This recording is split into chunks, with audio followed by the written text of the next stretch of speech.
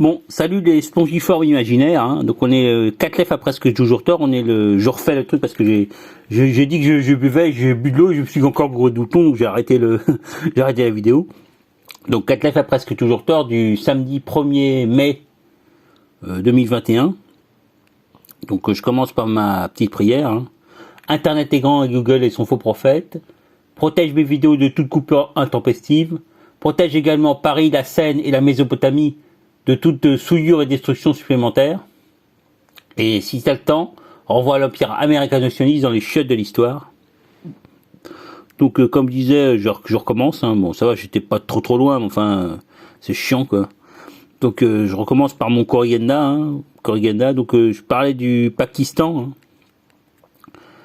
À propos du Pakistan, je pensais aux populations qui seraient les héritières de la civilisation de Mohenjo-Daro, hein.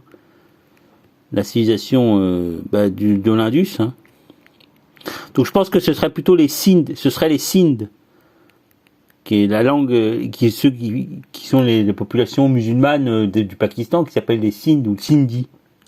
Donc en fait, Sindhi, c'est le nom de l'Indus, hein, c'est en indien, c'est en indo-iranien, enfin en indien, en sanskrit, c'était Sindhu, et ça avait donné en persan, c'était donné Hind, parce qu'en fait, le S passe en H en persan, hein. Donc ça a donné Hind, d'où le nom indien qui vient de Hindi, hein. Donc voilà, le grec avait fait ça en hindi, à cause d'Alexandre, ils avaient appelé les Indiens les populations qui sont au-delà de l'Indus, hein, du Hind. Hindou. Voilà. Donc je pense que ces gars-là, c'est les héritiers de la civilisation du Mohenjo-Daro. D'ailleurs, il faut savoir que les Sindh, c'est un peuple hyper civilisé. Hein. Puis comme par hasard, ils se sont arabisés, et puis ils ont islamisés, et puis ils ont vachement influencés par l'arabe. Hein. Donc voilà, donc je pense que le Sindhi, c'est la population qui parle le Sindhi, c'est la population héritière des Mohenjo-Daro et tout. Hein. Voilà. Donc autre truc que je voulais dire, c'est que j'avais dit la dernière fois que je trouvais qu'il y avait moins d'activité sur Internet, notamment sur Telegram, hein, ou sur YouTube. Parce que, par exemple, il y a des tas de sites, tas de canaux Telegram qui sont plus du tout actifs. Par exemple, Égalité et Réconciliation, ou le gars, là, la cause du peuple, ou même le Saker et tout, il y a plus de nouveaux messages, quoi. Donc, je sais pas s'ils ont arrêté ou quoi, parce qu'il y a, je sais pas. Donc, en plus, ils ont tous arrêté en même temps, ou alors c'est moi qui ai fait une fausse manip, ou je sais pas quoi. Enfin, normalement, je suis allé voir sur le site du causeur non silencieux, là, du causeur de la cause du peuple. Donc il y avait des nouveaux messages qui étaient publiés sur le site, mais ils n'étaient pas publiés sur le canal Telegram, donc je sais pas ce qui s'est passé. Hein.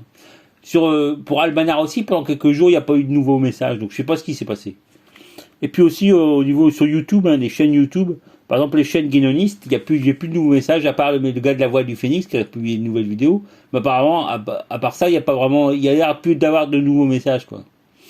Donc je sais pas ce qui se passe. Voilà. Donc maintenant je passe à la rubrique gadget. Hein.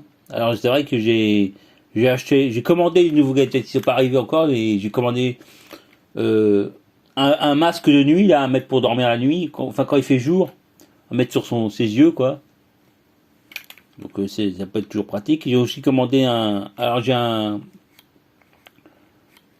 truc là, un outil multifonction de Laserman qui s'appelle le Bruiser. Pas une pince, hein, un outil multifonction, un pied de biche, un mini pied de biche quoi. Donc c'est le troisième que j'ai commandé, hein, parce qu'en fait j'en ai perdu déjà deux. Hein. Je les mets simplement dans ma poche et des fois je les laisse tomber et tout. Donc là je vais changer de poche. Hein, je pense que ça suffit de commander ces trucs. Hein, c'est pratique. On peut toujours pour faire un truc de pied de biche ou lever un truc dans un coin quand on n'a pas d'ongle, comme un substitut quand on n'a pas d'ongle. C'est pour ça que j'utilise. Donc, et puis j'ai aussi commandé une Laserman Micra. Hein. En fait, c'est la pince multifonction, mais au lieu d'une pince, c'est des ciseaux à la place. Donc, c'est truc pratique parce que les pinces multifonctions Laserman, elles sont quand même assez fragiles. Hein. Enfin, les petites comme ça, là, les mini, c'est quand même assez, c'est pas très costaud. Hein. Donc je me suis dit, je vais commander ça en ciseaux, hein, comme ça, parce que c'est quand même le truc en milieu urbain et tout, c'est le truc qui est le plus utile, hein, couper des trucs et tout. Hein. Donc je vais voir si c'est bien. Autre truc que j'ai eu, alors j'étais allé voir un Toubi parce que j'ai des problèmes de dos. Hein. Donc le gars il m'a donné une ceinture abdominale, lombaire, pas abdominale, une ceinture lombaire à mettre dans le dos là. Alors c'est un truc velcro, c'est assez bien fait, parce que moi j'ai souvent mal au dos quand je suis assis et tout, notamment, et puis là je la porte et puis ça me fait plus vraiment mal au dos, hein, c'est pratique. Donc je vais essayer je vais voir si on peut en acheter des mieux, hein, mais c'est quand même bien le truc qu'il m'a donné là. Voilà. Donc autre truc que maintenant je passe à la rubrique culturelle, hein. Enfin pas vraiment, enfin culturel politique. Je pensais à Stéphane Blais là, le pianiste là, soi-disant qui maintenant sera lien et doux. Hein. Donc ce mec-là, je me disais quand même qu'il était peut-être un petit peu chelou quoi. Parce que je me demandais quand même, il faudrait quand même repérer parce que j'ai l'impression que des fois quand il ment, parce qu'il dit des trucs, des mensonges des fois quoi, donc il a un ton de voix spécial, donc je me demandais si on pouvait pas repérer quand il ment. Hein. Donc déjà, à mon avis, c'est toujours, parce qu'il dit qu'il s'est barré de la franc-maçonnerie, mon cul, quoi. C'est toujours un gros franc-mac, un gros maître ésotérique et tout, hein. Donc, mais il nous baratine, quoi. Donc, c'était pour dire, de toute façon, mec, on t'écoute et puis on comprendra à quel jeu tu joues, hein, tôt ou tard, hein. Donc, toujours dans le truc des canaux Telegram qui fonctionnent plus. Il y avait le truc de, putain, bon, là, c'est la batterie qui va bientôt couper, enfin, c'est à 20%, donc il faut que je finis. Donc il y a le canal de Dédija Meunier, là. Je disais que c'était chiant, puisqu'il y avait des tas de langues et tout, hein. Donc finalement, j'ai muté le canal, hein. C'est-à-dire que le truc devient gris, et puis ça s'affiche plus les nouveaux messages sur le canal, hein. Donc de toute façon, c'est une façon de supprimer sans supprimer, hein. Mais c'était chiant le fait que c'était traduit en toutes les langues du monde, là. Enfin, toutes les langues européennes, c'était chiant, quoi. Autre truc, je voulais parler aussi de Tréfingui, de YouTube et du canal de Tréfingui. Donc j'avais dit d'autres fois que son canal avait été supprimé, hein. Donc je me suis demandé si le fait qu'il ait été supprimé, c'est parce que c'est pas parce que les Tréfingui en avaient eu marre, parce qu'il devait avoir à mon avis, des problèmes financiers ou un truc comme ça. Parce qu'il avait fait son truc de synarchie au Brésil, là. Donc apparemment, ils se sont fait arnaquer, il y a eu des tas de fric qui a été volé et tout. Et donc je me suis demandé s'il avait pas renoncé parce que ça avait foiré, quoi. Et puis peut-être qu'il a eu d'autres problèmes judiciaires, je sais pas quoi, hein. Parce qu'avec Jim Le Veilleur et tout, normalement, il arrêtait pas de dire, mais on va pas avoir de problème et tout, mais peut-être qu'il a des emmerdes, hein, je sais pas. Voilà, donc c'était pour savoir, parce qu'on n'a toujours pas de nouvelles, hein. Et puis comme, de toute façon, en plus, les Guinéanites ne parlent plus de lui, hein. Donc je sais pas ce qui se passe, hein. Donc c'est peut-être le printemps, c'est parce que c'est le printemps, il commence à faire beau. Il y a le confinement qui va sauter là, espérons. Donc peut-être que les mecs ils vont sortir et puis ils vont arrêter de faire un petit peu pendant un temps, ils vont faire arrêter de faire des vidéos. Voilà. Donc aussi je voulais parler d'un autre truc à propos de sport, du MMA, du truc UFC, hein, la lutte là. Donc il y avait le match que j'ai loupé, c'était un match contre Kamaru Usman, le Nigérian là, et Masvidal, le mec apparemment Jorge Masvidal, je sais plus s'il est brésilien ou sud-américain, quoi. Donc apparemment Usman a réussi à mettre Masvidal à KO, hein. Mais j'ai pas vu la vidéo puisque normalement c'est payant, hein, mais il faudrait que je la trouve en streaming. Là, pour l'instant je l'ai pas trouvé. Mais il a quand même, alors Ousmane il est plus fort que Masvidal, hein, c'est un costaud, quoi. Mais il a réussi à mettre Masvidal KO. Donc c'est une actualité pour dire, quoi. Autre truc maintenant, rubrique science. Alors science, il y avait ça se passe là où il y avait un petit reportage sur le concept d'anti-étoile. J'espère que je l'avais pas dit la dernière fois, hein, mais bon, il paraît qu'ils ont trouvé Enfin, il y a des mecs qui ont créé un article pour parler de possibilités d'existence d'anti-étoiles, hein, c'est-à-dire d'étoiles composées d'antimatière. Hein. Alors, faut savoir que l'antimatière, normalement, ça n'existe plus dans l'univers. Parce qu'au début de l'univers, il y a eu un événement et l'antimatière aurait disparu.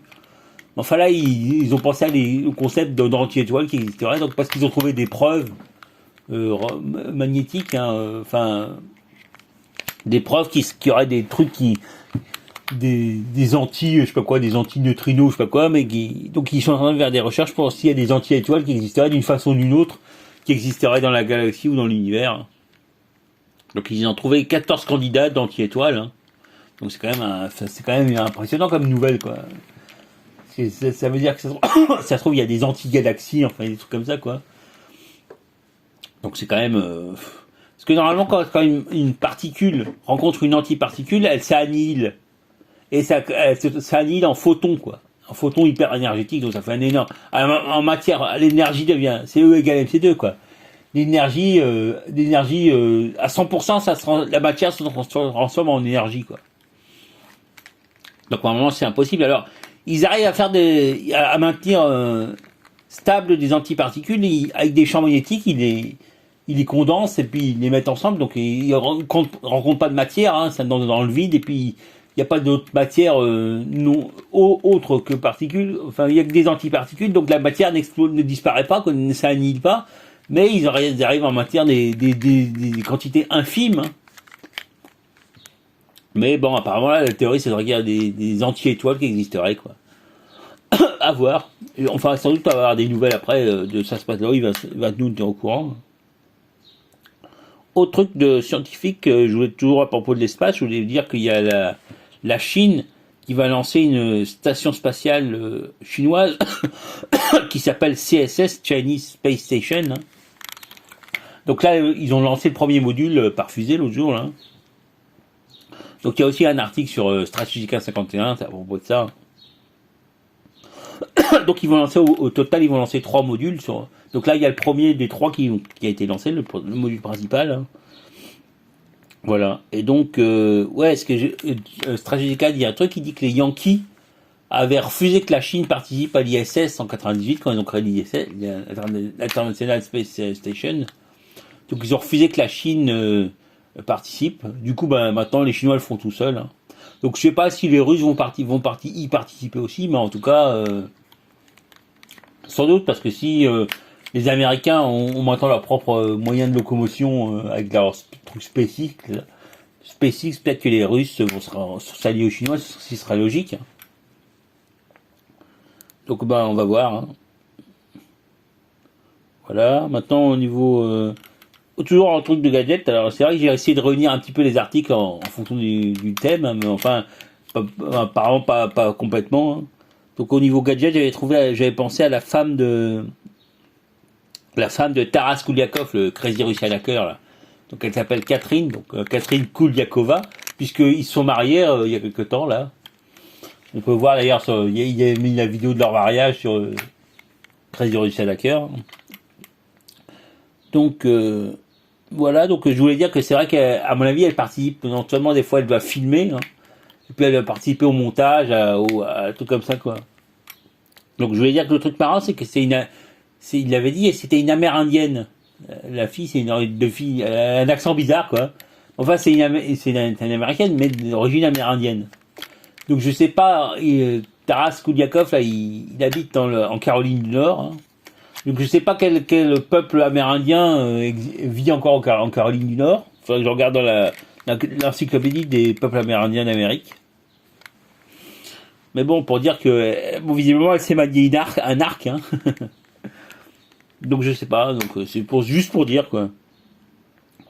Donc c'est vrai que quand elle a eu un enfant là il y a quelque temps. Hein. Donc c'est un peu la rubrique People là. Hein. Donc elle a eu un gosse. Hein. Enfin je sais plus si c'est une fille ou un garçon.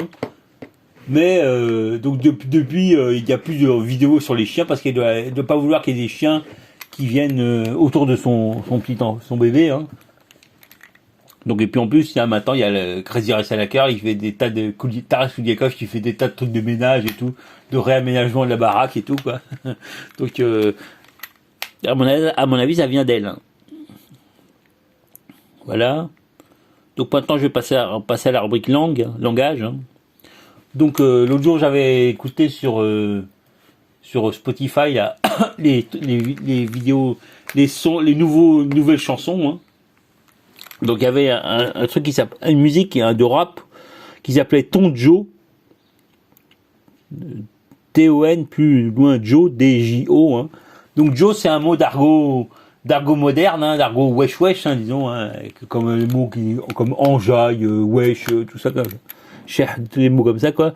Donc Joe, c'est un mot qui serait d'origine ivoirienne, hein, et qui voudrait dire ton mec, ton Joe, donc ça veut dire ton mec ou ton gars, quoi. Donc ça sera emprunté au nouchi, hein, comme j'ai vu ça sur internet. Hein. Donc le nouchi, ce serait l'argot ivoirien. Donc j'avais entendu une fois que il y a en Côte d'Ivoire, à Abidjan, il y a des tas de gens qui parlent le français comme langue première. Hein. Donc un espèce de français africain, quoi, africanisé. Donc je sais pas d'où ça vient parce que je me suis demandé d'où ça pouvait venir. Qui est un mot d'origine ivoirienne en français, en argot français moderne. Hein. Donc j'ai pensé que c'était peut-être Magic System, les gars qui font la super musique africaine là, parce qu'il n'y a pas tellement d'Ivoiriens en France, hein, de communautés ivoiriennes. Les Africains, ils viennent surtout du Mali, hein, Sarakolé, tout comme ça quoi, Bambara, tout ça quoi. Mais il n'y a pas d'Ivoiriens, il n'y a pas tellement d'Ivoiriens quoi. Il n'y a pas de communauté ivoirienne suffisante pour qu'un mot d'argot ivoirien passe en français. Donc je sais pas, mais je pense que je vais penser à Magic System parce qu'ils sont ivoiriens. Hein. Donc je pense que c'est ça l'origine. Autre mot que d'argot ou de l'argot wesh wesh, hein, il y avait la Weshden qui avait employé dans une chanson là, le mot chouin. En fait, ça veut dire pute en un chouin, c'est une pute. Hein. Weshden emploie ça. Hein. Donc ça s'écrit TCHOIN, hein, donc c'est un nouveau mot pour dire pute. Hein. Donc en fait, on dit un chouin, comme un tapin par exemple. Hein. Donc je sais pas trop d'où ça vient, mais il faudrait voir.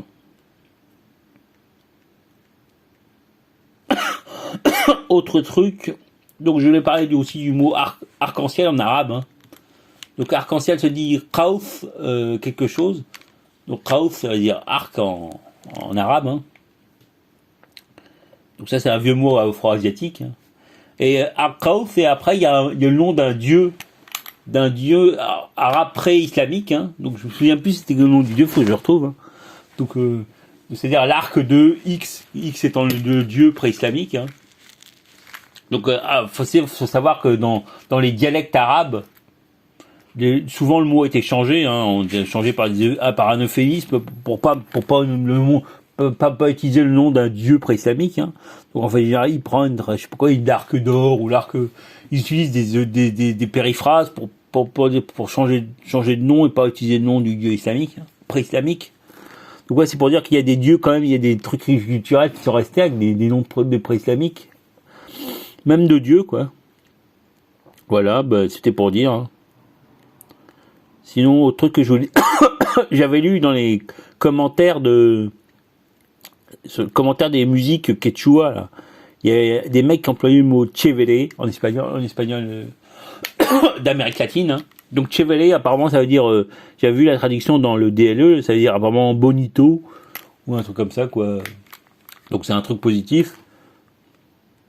Donc c'est un mot d'origine, comme dit le DLE, c'est un mot d'origine inconnue. Hein. Donc chevele.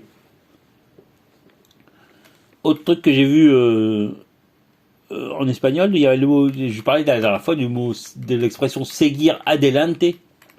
Donc suivre avant, littéralement. Hein. Donc en fait ça veut dire continuer, enfin simplement quoi. Ça veut juste dire continuer en espagnol. Hein. Seguir adelante. Parce que souvent ils disaient ça, seguir adelante, exitos, tout. Hein. Donc c'est un mot, ça, qui veut dire juste continuer en espagnol. Hein. Autre truc que j'ai vu, c'était à propos du mot anglais d'origine française, hein, comme tous les milliers de mots d'origine française. Hein. Donc il y a aussi le mot recoil, qui veut dire un recul pour l'arme. Hein. Je crois que j'en avais déjà parlé de ça aussi. Donc en fait, c'est une déformation de recul, hein, je pense. Avec coil, qui veut dire enroulé en anglais. Hein. Donc dans le même genre de mots adaptés, mal adaptés en français, il y avait aussi de mots français empruntés à l'anglais. Il y avait au 19e siècle, il y avait le mot contredanse, hein, qui est en fait à l'origine, qui vient de country dance, une espèce de pas de danse de cow-boy, quoi, des campagnes, quoi. Donc, qui a fini par désigner une contredanse. Enfin, c'est typiquement un truc d'une étymologie populaire, hein.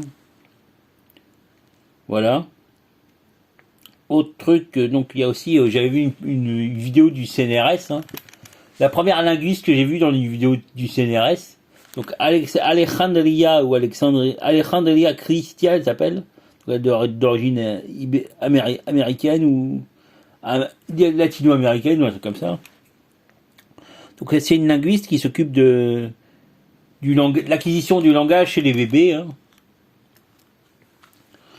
Donc le truc marrant, c'est que le seul truc marrant, c'est qu'à un moment, quand elle parle, elle fait son discours, enfin sa petite pub, sa vidéo, et elle emploie des mots clés, quoi, des mots qui permettent de faire gagner des points dans ta notation, quoi, je suppose, hein.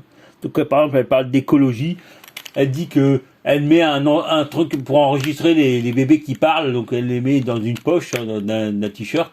Alors elle dit que c'est écolo, alors que c'est pas du tout écolo. Enfin, je sais pas si c'est vraiment tiré par les cheveux, quoi. À un moment, elle parle aussi de trucs que c'est très bien de faire un travail collaboratif. Donc typiquement, c'est les mots, les éléments de langage qu'on utilise pour se faire mousser, quoi, en quelque sorte. Donc c'était un peu bizarre, quoi.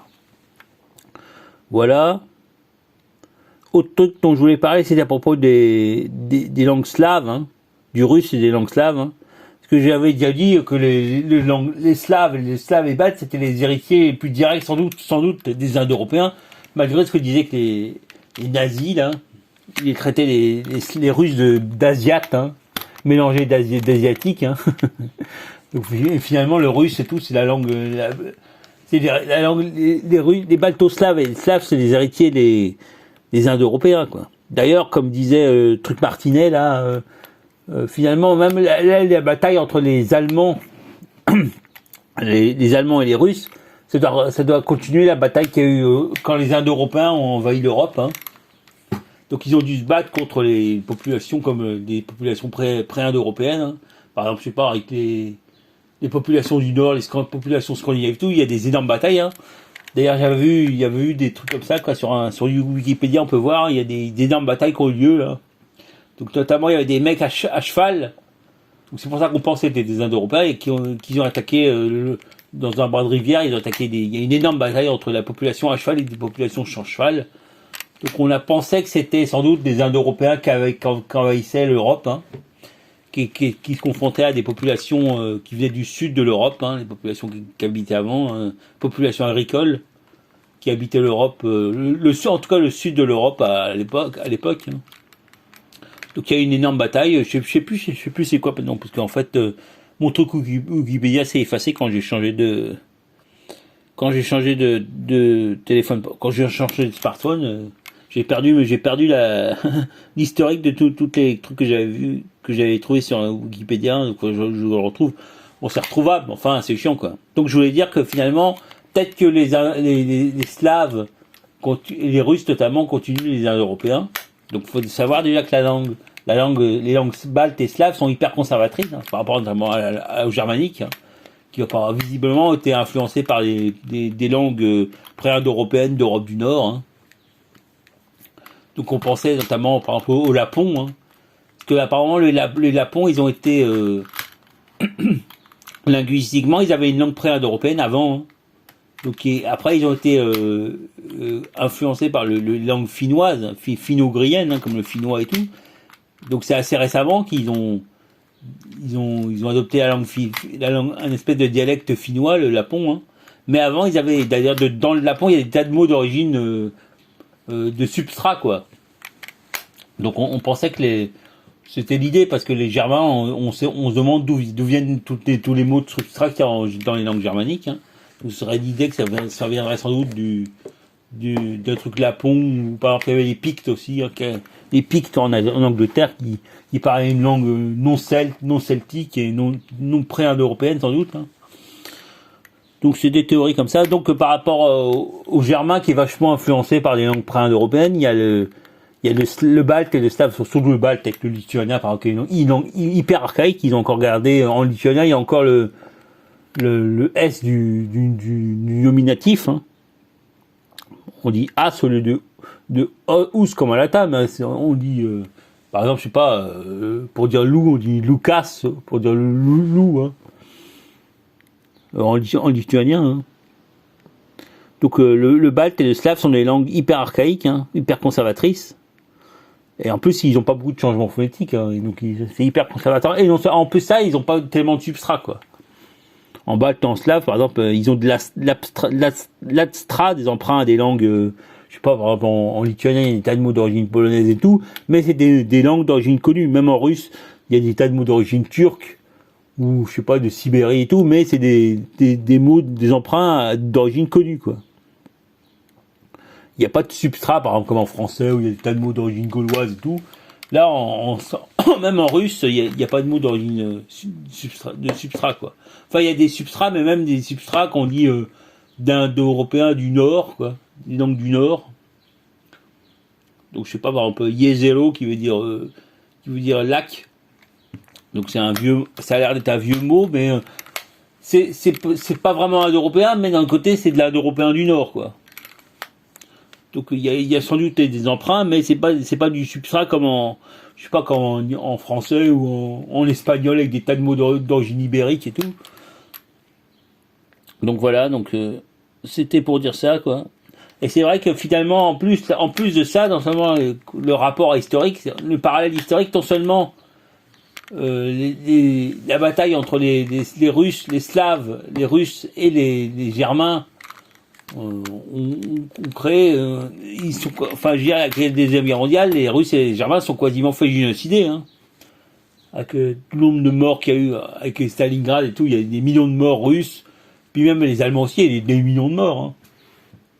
Donc, ça faisait penser, peut-être que ce qui s'était passé à l'époque, c'est ça aussi, à l'époque de l'expansion indo-européenne, peut-être que la Sibérie d'où venaient les Indo-Européens, le Urheimat, là, c'était, finalement, ça avait été, il y avait eu une épidémie ou une guerre ou je sais pas quoi.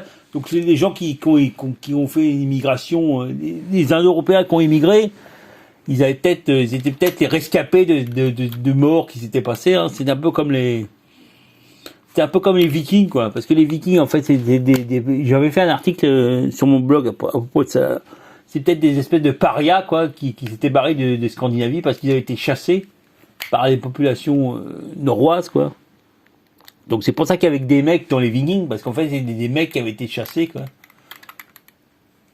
excommuniés en quelque sorte et expulsés, quoi, de Scandinavie. Du coup après ils sont répandus partout, soit en France, en Normandie, puis en Angleterre, en Irlande et tout. Ils ont attaqué partout, hein, où ils pouvaient, dans leur dracard là. Donc c'est peut-être un truc comme ça qui s'est passé, hein. Peut-être que les populations indo-européennes qui ont attaqué toute l'Eurasie à une époque où ils ont, après, en utilisant le cheval, hein, peut-être qu'ils s'étaient fait expulser ou un truc comme ça, quoi. Donc je pensais que maintenant, finalement, là, du coup, les Slaves et les Germains, là, les Allemands sont vachement... ils ont une énorme déficit démographique en ce moment, là, depuis la Deuxième Guerre mondiale, et je me demande même s'ils s'en remettront, quoi. Parce que là, ils essayent de faire des tas de trucs de natalité et tout, mais en fait, je sais pas s'ils se relèveront de cette histoire, hein. Voilà, donc c'est ce que je voulais dire, c'était... Alors, je disais la dernière fois que... Enfin, quand j'ai raté ma vidéo, il y a quelque temps, je disais que il y avait trop de fumée, que je pouvais pas m'étendre dessus, mais j'ai à peu près dit ce que je voulais dire, voilà. Donc maintenant, je passe à la rubrique politique, hein. Je vais parler de l'affaire en Tchéquie, là, de Visegrad et tout, parce qu'en fait, finalement, t'as tous les amis, les bons amis de la Tchéquie, le groupe qu'on appelle le groupe de Visegrad, ou Visegrad, hein.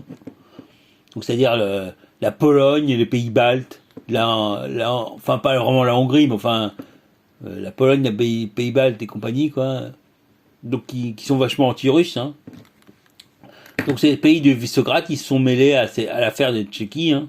Donc il y a eu il y a d'autres pays par solidarité, soi-disant, qui ont expulsé des ambassadeurs russes, hein.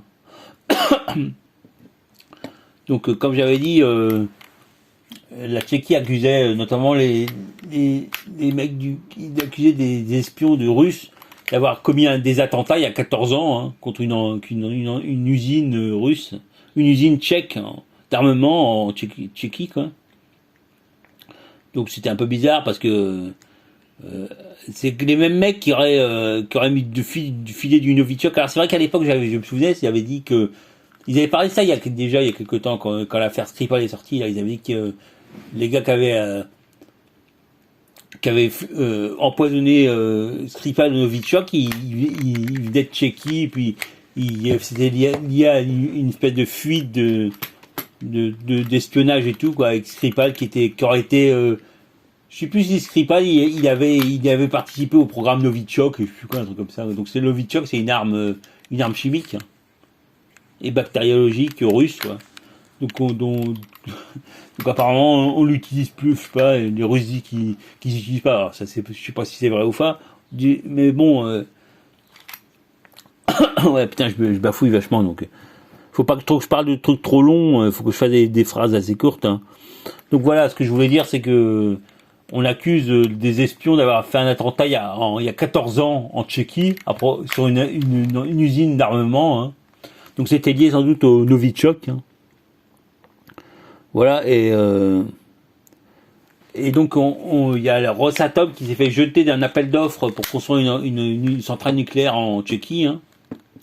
Et donc comme disait Xavier Moreau, peut-être que c'est les Yankees qui vont finalement prendre le relais et construire la centrale nucléaire en Tchéquie. Hein. Donc comme disait Xavier Moreau, avec l'argent européen, les Européens vont payer une centrale nucléaire à la Tchéquie. Hein. Donc au truc, il y a Zeman, le ministre, le président tchèque, là, qui est hyper pro-russe normalement. Hein. Donc après la défense de la Russie, il dit qu'on n'avait aucune preuve que c'était les agents russes qui avaient fait l'attentat il y a 14 ans et tout. Donc de toute façon, bon, c'est juste pour dire quoi. Il faut voir ce qui va se passer et tout. À mon avis, c'est toujours lié à Nord Stream.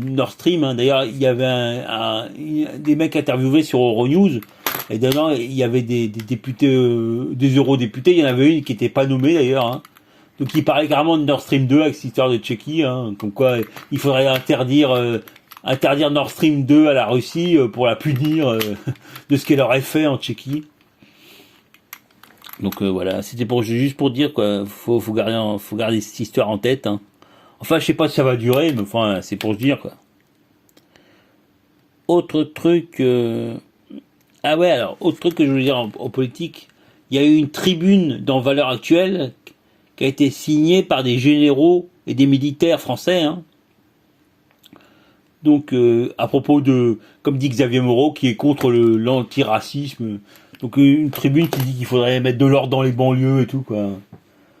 Donc, je sais pas qui c'est qui est derrière cette tribune. Enfin, je me suis demandé si c'était pas Macron qui avait donné l'ordre qu'on fasse ça pour bien diaboliser la mère Le Pen, parce que, comme par hasard, cette tribune a été, alors, cette tribune, il paraît comme disait le mec, la Trinquant, qui est, de temps en temps, qui fait des interventions sur RT, hein. Donc, il disait que la tribune Valeurs Actuelles avait choisi de la sortir le jour de l'anniversaire du putsch d'Alger. Donc, c'est quand même une menace, quoi, hein. Donc, c'est une espèce d'appel au putsch, hein. Donc, c'est une espèce de menace contre la République, hein. J'aime pas spécialement la réplique, j'ai juste pour le dire, quoi. Donc, par contre, t'as Dieudonné qui appelle, parce que les gilets kaki, là, les militaires qui ont signé l'appel, là, apparemment, donc déjà, il y en a plus de 10 000, hein. Enfin, j'ai entendu Xavier Moreau qui parlait de 18 000, hein. Xavier Moreau qui est un ancien militaire, un capitaine un ancien militaire, apparemment. Donc, voilà, donc, Dieudonné se félicitait du fait que les gilets kaki militaires se rapprochent du gilet jaune, hein. Je sais pas ce qui va se passer, enfin c'est vrai que c'est inquiétant. D'ailleurs, il y a Trinquant qui disait qu'il va y avoir des conséquences. Hein, déjà les militaires d'actifs qui ont signé cette tribune, ils vont sans doute se faire réprimander. Hein, parce que c'est interdit, comme disait Trinquant, quand on est militaire, d'actifs, on n'a pas le droit de faire de politique ou d'afficher des opinions religieuses ou politiques. Tout normalement, il va y avoir des sanctions. Hein. Alors pour les militaires à la retraite, ils vont peut-être se faire dégrader, enfin un truc comme ça quoi. Enfin normalement il peut pas y avoir de sanctions puisqu'ils normalement ils sont en retraite. Voilà. Donc c'est ce que disait Trinquant, hein, qui est général quand même d'origine. Hein. Enfin à la base, je sais pas s'il est en retraite ou pas, mais il est général. Donc je sais pas non plus si c'est un coup des macronistes pour diaboliser, pour faire passer la mère Le Pen pour une espèce de Pinochet qui veut faire un coup d'État en France. Hein. Donc pour faire peur, hein, parce que déjà que ça avait marché à la fois de ridiculiser Marine Le Pen au précédent débat entre lui et entre Macron et la mère Le Pen, il avait bien ridiculisé. Donc là, il va essayer de refaire le coup à mon avis. Hein. Puis ça, faire des coups de coups de pute, il est balèze Macron quoi. Voilà. Donc c'était juste pour dire. Hein. Autre truc, ah ouais. Alors il y a aussi le truc Javad, le Zarif Gate. Hein. Parce qu'au niveau, il y a un enregistrement qui est sorti, alors comme par hasard dans le New York Times, hein, une retranscription d'un enregistrement de Javad Zarif, le ministre iranien des Affaires étrangères, qui est également négociateur dans l'affaire sur le nucléaire iranien. Hein. Donc il critique les gardiens de la révolution. Parce qu'en fait, il faut savoir que Javad Zarif, c'est comme on appelle un bazariste, bazari. Les partisans du bazar, c'est-à-dire des marchands, quoi. Des pro-européens, pro-occidentaux et tout. Donc il s'oppose vachement aux conservateurs, hein, qui sera représenté par les gardiens de la révolution ou Khamenei, le guide suprême iranien. Hein. Donc c'est peut-être simplement, c'est peut-être pour foutre la merde, hein, parce que à mon avis, c'est les sionnaires qui sont derrière pour essayer de faire foirer, si c'est encore possible, de faire foirer les accords contre le nucléaire iranien, alors que normalement c'est quand même bien avancé là. Mais ils vont essayer de mettre des bâtons dans les roues tant qu'ils peuvent. Hein. Même en sachant que ça va foirer, c'est rien que pour foutre la merde. Hein. Donc bon, sans doute ça va se régler. Ils vont peut-être réussir. Ils vont peut-être. Il y avait un mec sur RT qui disait que le but c'était. Merde, ça a encore sonné. Donc que Javad Zarif ne puisse pas se présenter à la prochaine élection. Hein. Bon, je sais pas s'il va se présenter. Normalement, un ministre des Affaires étrangères, ça reste un diplomate. Hein. Mais peut-être pour empêcher, je sais pas. Donc le but c'était pour ça, sans doute de foutre la merde. Hein. Donc à mon avis, c'est quand même lié au sionnaire. Hein. Voilà, donc autre truc que je voulais dire. Toujours au niveau de l'Iran, il paraît que là il y a le Mohamed Ben Salman, là, le fils, le prince héritier d'Arabie Saoudite qui a fait une déclaration comme quoi il voulait tout sourire, comme quoi il voulait faire la paix avec l'Iran et tout, qu'il voulait pas la guerre avec l'Iran et tout. Donc on se pose des questions, on se demande il essaie pas de jouer au malin, parce qu'en fait là, du coup j'espère que ça va pas s'éteindre, un truc que j'essaie d'accélérer là. Ah ouais, il faut vraiment que j'accélère. Bon, putain, je suis sûr que ça va se couper. Bon, alors. Le Mohamed Ben Salman, tout sourire, qui dit qu'il veut bien faire la paix avec l'Iran. Alors l'Iran s'est félicité de ça, mais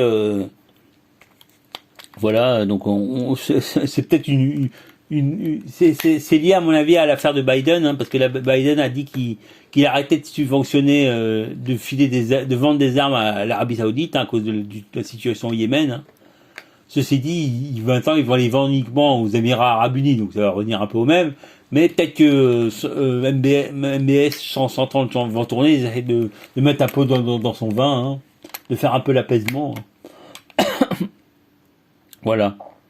Donc autre truc, il y a aussi une nouvelle vidéo de stratégie de Xavier Moreau, hein, Stratpol sur YouTube, hein, et sur aussi Telegram. Hein. Donc alors c'était une vidéo où il disait que il parlait de la tribune là, des militaires dans la valeur actuelle. Donc il disait que l'objectif de cette tribune c'était d'être politique anti-antiraciste. Donc parce que c'est un gros truc, les gauchistes comme ils appellent ça, les antiracistes, homosexuels, tout. Donc anti-raciste, je sais pas ce que ça veut dire, si ça veut dire raciste, hein.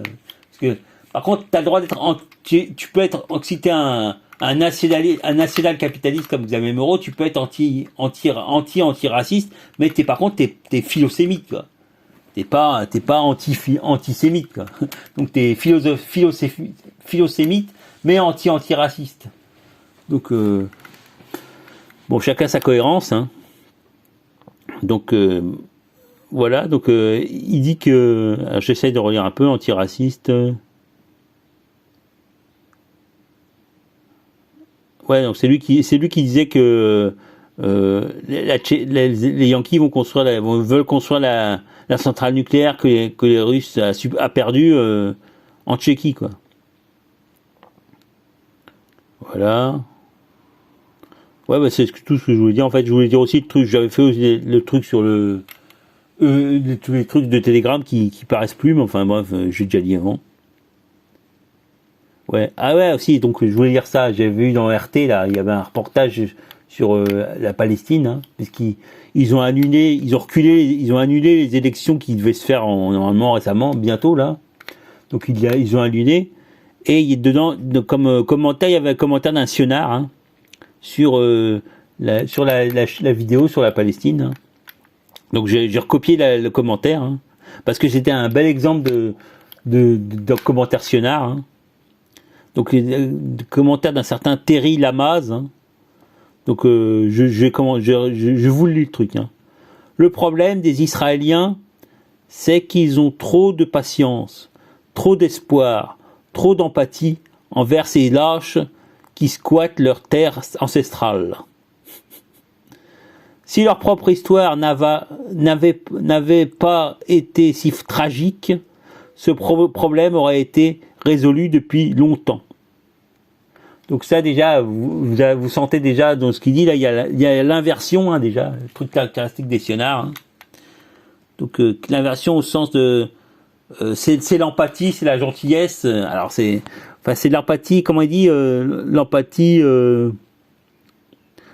trop d'espoir, trop d'empathie et trop de patience. Donc ça c'est typiquement l'inversion, hein. On veut dire l'inverse de ce qu'on dit, mais bon. Et puis aussi, bien sûr, à la limite, il appelle à la solution finale, hein, puisque le mec il dit à la fin, si leur propre histoire n'avait pas été si tragique, ce problème aurait été résolu depuis longtemps, sous-entendu par un génocide ou une solution finale, hein. Donc ça, t'as le droit. Toi, sans doute, tu peux le dire sur RT, tu peux dire un truc comme ça. Par contre, t'as pas le droit de dire des trucs sur Israël, quoi, tu vois. Enfin, sur les sionards, hein. Là, tu te fais censurer direct. Mais bon, c'est pour dire tout le truc que t'as le droit de dire. Si tu parles comme ça, t'as le droit de dire des trucs comme ça, sans doute sur les sionardistans, hein. Il faut essayer de reprendre le ton qu'utilisent les sionards et puis de le retourner contre eux, hein. C'est assez facile, hein. Genre, d'ailleurs, à un moment, il y a Dieudonné qui dit ça. J'ai pas la patience des Allemands. Donc, je sais pas, c'est une espèce de reprise peut-être du diodonisme, des trucs de Dieudonné, hein, reprise par un sionard, quoi. Voilà. Donc, bon, j'espère avoir fini bientôt, hein. Donc, maintenant, je vais passer à... J'ai fini la rubrique politique, je crois, hein. Non, attendez. Ah ouais, il y a aussi Euronews. Donc, il y avait un reportage sur... l'anniversaire de la mort de Ben Laden, hein, l'attaque des Yankees sur Abbottabad. Abbottabad. La ville d'Abbot. Abbot, c'est-à-dire ville en persan, hein. Donc Abbottabad, je suppose que c'est-à-dire la ville d'Abbot. Donc c'est marrant parce que c'était la propagande officielle, hein, dans Euronews, hein. Donc en général, à la fin, ils disent un peu la vérité, quoi. Donc là, ils disent ils rappellent que la dépouille de Ben Laden aurait été jetée en mer d'Arabie, hein, c'est-à-dire au sud du Pakistan, pour empêcher alors c'est ça le truc marrant, pour empêcher qu'il y ait une espèce de culte de la personnalité qu'il y ait une tombe de Ben Laden et puis que se développe un culte des tombes. Que les wahhabites, ils sont connus parce qu'ils adorent les cultes des tombes, quoi. Ils considèrent pas du tout ça comme un truc païen et tout, hein. Donc les Yankees ont jeté la dépouille de Ben Laden pour empêcher qu'il y ait un culte des tombes. Donc, un culte des tombes wahhabites, ils auraient dû préciser. Hein. Donc les wahhabites, faut savoir que enfin, les mecs du genre là, comme ça, ils détruisent tous les mausolées et tout qui existent par exemple en Syrie ou qui existaient aussi à Tombouctou et tout. Donc ils détruisent les mausolées en traitant ça de trucs païens. Mais par contre, s'il y avait une tombe de Ben Laden, ils auraient pu faire un culte. Donc c'est pour dire les conneries qu'on peut dire, que la propagande qu'ils peuvent dire dans la télé, enfin à Euronews. Hein. Oh bon, bah voilà, je suis pas loin d'avoir fini là. Je regarde si j'ai pas oublié un truc. Ouais, donc autre truc, donc au niveau du POID, le Parti des ouvriers indépendants, parce que je me suis toujours abonné à cette chaîne là pour garder par souvenir quoi. Donc toutes les mois, toutes les semaines, ils font une revue de l'information ouvrière. Et là, cette semaine, ils ont passé des vidéos parce qu'il y avait, apparemment, il y a une conférence filmée hein, du Centre d'études marxistes, le CEM, hein, à propos de la commune les 150 ans de la Commune de Paris. Hein. Bon, déjà, il faut savoir que Marx était hyper contre la Commune à la base. Hein. Donc, Karl Marx n'était pas hyper pro-commune, comme tous les mecs qui étaient en dehors de l'Île-de-France, de Paris, ils étaient plutôt anti-commune. Hein. Donc, commune de Paris notamment. Hein. Donc, je sais pas c'était quoi son argument. Enfin, il était très anti-commune. D'ailleurs, dans la commune de Paris, il n'y avait pas du tout de marxistes. Les marxistes n'existaient pas à l'époque. Hein. Donc, c'était des anarchistes, des mecs comme ça, quoi. Mais pas marxistes et pas encore moins trotskistes. Mais bon, ça ne les empêche pas de faire des vidéos sur la commune de Paris, hein, en citant Marx. Hein. Parce que je sais pas si après il a écrit un bouquin pour dire qu'il s'était gouré sur la commune. Mais enfin, bon, c'était juste pour dire comme ça, quoi. Donc, c'est bon, si ça intéresse quelqu'un, là, il y a les trucs du POID. Il fait des conférences sur la commune de Paris. Voilà. Autre truc, autre actualité, sur Euronews toujours, il y a une guerre, il y a une échauffourée, il y a eu entre le Kirghizistan et le Tadjikistan, hein, autour de la vallée du Fergana. Donc c'est une vallée où il y a un peu des trois frontières, quoi. Il y a Ouzbékistan, Kirghizistan et Tadjikistan. Donc c'est le Tadjikistan et c'est qui sont battus contre le Kirghizistan. Apparemment c'est un problème d'eau. Pour l'approvisionnement en eau et tout. Hein. Donc c'est vrai que les Tadjiks, ils sont quand même plus forts militairement. Hein. Donc il y a eu une quinzaine de morts, hein, apparemment, dont 13 morts d'origine kirghize. Voilà. Et puis il y a eu quand même des milliers de mecs qui ont été évacués. Hein. Bon, finalement, les échauffourées entre Tadjikistan et Kirghizistan, c'est assez monnaie courante, quoi. Toujours à propos de la vallée de la Fergana. Donc c'est pas vraiment un événement. Le seul truc c'est il y a quelques temps il y a eu un espèce de coup d'état manqué au Kirghizistan. Donc apparemment ça change pas, ça a rien changé. Hein.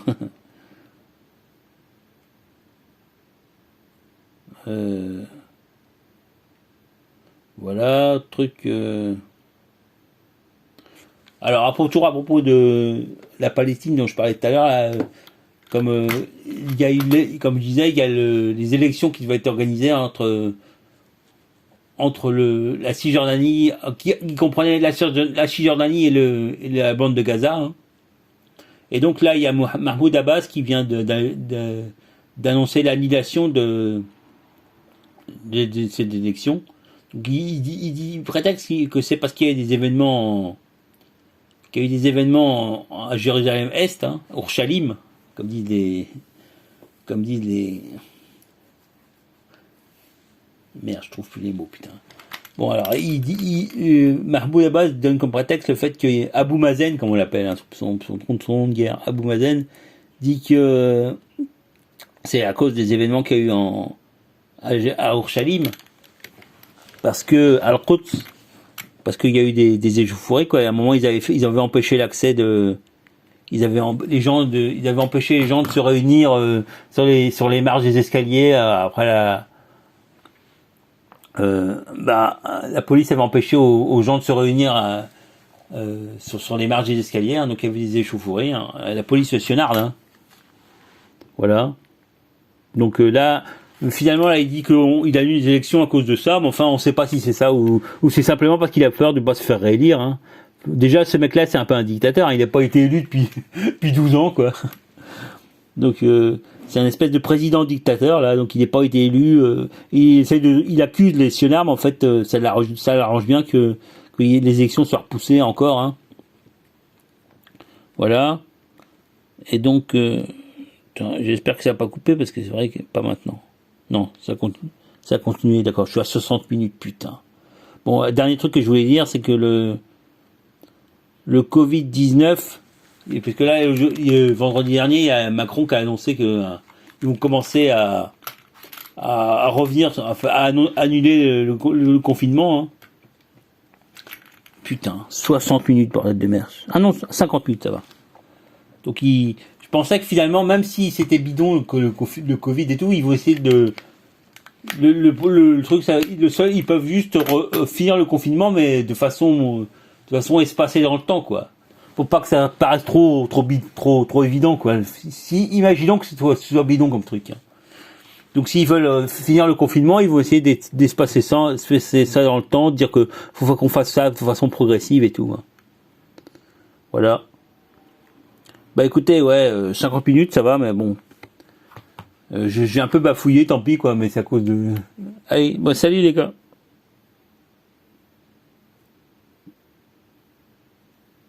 C'est quoi qu'il faut appuyer, là ?